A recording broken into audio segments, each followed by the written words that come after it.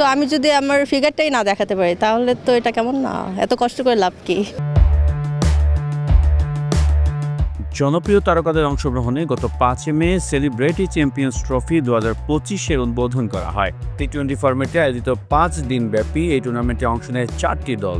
দলগুলো হলো Titans, night Riders, জেবিকো Kings ও স্বপ্নধরা Spartans.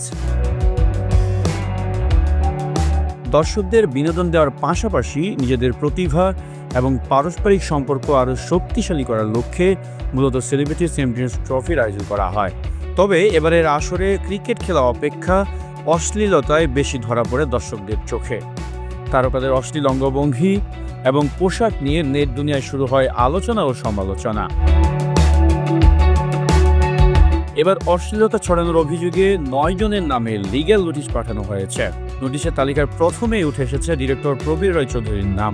এরপর রয়েছেন নির্মাতা গিয়াসউদ্দিন সেলিম, তানিমুর রহমান অংশু, অভিনেত্রী মারিয়া মিম, সিনথিয়া ইয়াসমিন, কেয়া পায়েল, মারুফা আক্তার জামান, মডেল শাম্মী ইসলাম নীলা ও আলিশার নাম। লিগ্যাল সাপোর্ট ল ফার্মের পক্ষে এই আইনি নোটিশ পাঠিয়েছেন সুপ্রিম কোর্টের আইনজীবী অ্যাডভোকেট জাকির হোসেন। তিনি বলেন, সেলিব্রিটি ক্রিকেট লিগে যে অশ্লীলতা ছড়িয়েছে তা কোনোভাবেই পারিবারিকভাবে গ্রহণযোগ্য নয়।